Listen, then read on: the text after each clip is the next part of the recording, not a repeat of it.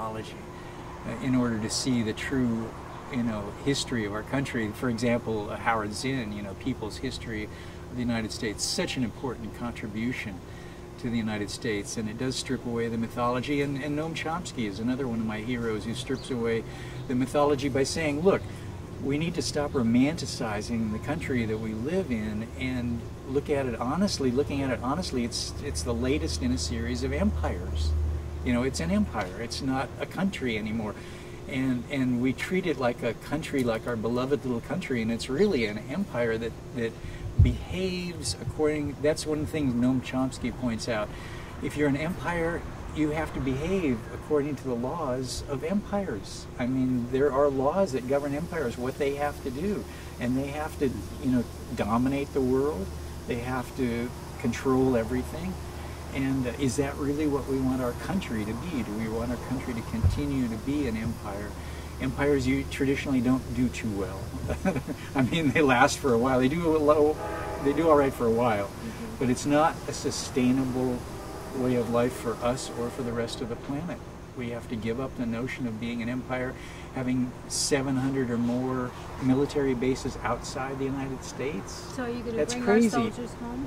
Are you going to bring our boys home? I hope so. I'm going to try to bring them home, as many as humanly possible, end this tragic war in Afghanistan, get out of Iraq more than Obama. Obama supposedly got us out of Iraq, but we have, I think, 40,000 troops and 90,000 contractors still in Iraq.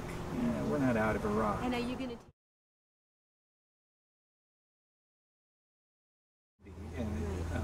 And in fact, there's so many suicides. They are definitely being shortchanged in all of this, and multiple deployments. One guy who just killed himself, I think, over in Riverside, had 5 deployments so far to the Middle East. It's not just suicide, it's domestic violence. In some communities around Marine bases, the rates of domestic violence are just going through the roof because they can't deal with all the stress that's happened to them and coming home. So you're going to commit yourself to taking care of our wounded warriors? Yes. Okay. Yeah, I think we've made, we ask something incredibly impossible of them. They have borne the brunt of this tragic war. I mean, the country hasn't been involved in the war. It's terrible the way things have been. I mean, Vietnam was better because of the draft. Everyone felt involved in the Vietnam War, everybody. But in this war, everybody, and even we put off paying the bills. Bush deferred it all and put it all on a tab. It's ridiculous. So future generations have to deal with the terrible price of the Iraq War and the Afghanistan War. And the people voting for it in Congress, most of them do not have, they don't send their children to the war. They send the children That's of what I understand, the poor people that don't have any other options for jobs or joining the military, but it's not the children of the people. Right.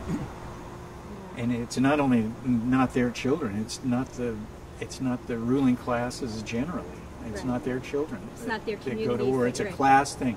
War is now completely a class-based thing. The people that go off to war are mainly poor people who don't have that many other options. What about these contractors that... Especially in this economy. Right. We now have this privatization of our military through these contractors, which can do things that our soldiers and our military can't do under rules of engagement. Yes. I mean, aren't we moving to some dangerous territory there? I think we are. I think the whole thing is very scary with the with the tens of thousands of private contractors that can do whatever they want. And you're getting paid, by the way. Speaking of soldiers' pay, the contractors are getting paid so much more. I hear some of them get like $500,000. Yeah. It's ridiculous. So it's a mercenary.